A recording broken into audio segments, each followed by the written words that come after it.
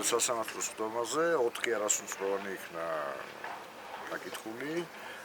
მათ განმარტეს აბსოლუტურად ყველაფერი სიმართლე, რაც დაინახეს და რაც იცოდნენ. და ახალი გარემოება იყო ის, რომ თითოეულმა მათგანმა ცალსახად განაცხადა, რომ შედარებით სხვა ავტომანქანებისგან, სადაც უმოგზაურიათ ზოგი თავის მამიკოს დაკავდა, ზოგი ასე შემდეგ და ასე შემდეგ, ეს ბეჟანი ყულიჯანიშვილი დადიოდა ძალიან სწრაფად. ერთმანეთში ბავშვებს არაერთხელ უთქვამთ, რომ ჩვენია დღესაც იქნება ეს დაგვამტვრევს ეს ადამიანი ავარიაში მოგვაყოლებს, მათ შორის გარდაცვლისაც ჰქონდა აღნიშნული ნათქვამი. და ძალიან მნიშვნელოვანი გარემოება იყო ის, რომ ასეთი ტრაგედიის, ასეთი ავარიის თანავე, ესე იგი ბავშვები ამბობენ, რომ მივიდა სატვირთოს მძღოლი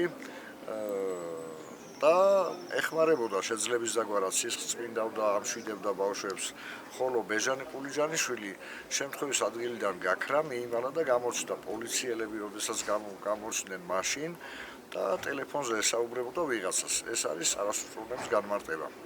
საქმეში იყო ესეთ ჩვენებები? საქმეში ესეთი ჩვენებები არ იყო, საქმეში ძალიან მოკლე და გუნდოვანი ჩვენება აქვს მიცემული და თითოეული მათგანი განმარტავს, რომ იყვნენ შოკირებულები ერთის მხრივ მომხდარი ავარიით, მიღებული ტრამვებით და მეორეს მხრივ იმის შეტყობინებით, რომ მათი თანაგუნდელი გარდაიცვალა და არც კი ახსოვდათ საერთოდ რა უთხრეს იმჟამად გამომძიებელს. და მაშინ როდესაც უკვე დააწყნარდნენ, აღიდგინეს ყველაფერი და რამე, რაც იცოდნენ, რეალობაში ის განაცხადეს თითოეულმა მათგანმა. მათვე განმარტეს, რომ ბეჟანი ყულიჯანიშვილი გარდა იმისა, რომ ძალიან სწრაფად დადიოდა, ხშირად გამოიყენებდა ტელეფონს, ხან სოციალურ ქსელებში იყო და ხან ტელეფონზე პასუხობდა ზარებს.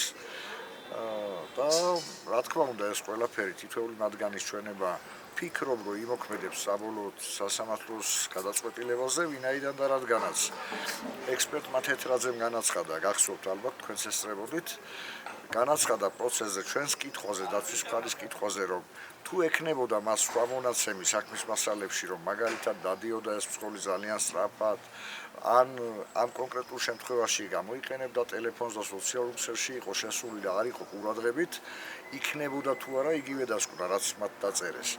ექსპერტმა თეთრაძემ განაცხადა, რომ ცხადია, თითოეული გარემოება იმოქმედებდა ექსპერტის დასკვნაზე. შესაბამისად, მიმაჩნია, რომ აღნიშნული იმოქმედებს სასამართლო გადაწყვეტილებას.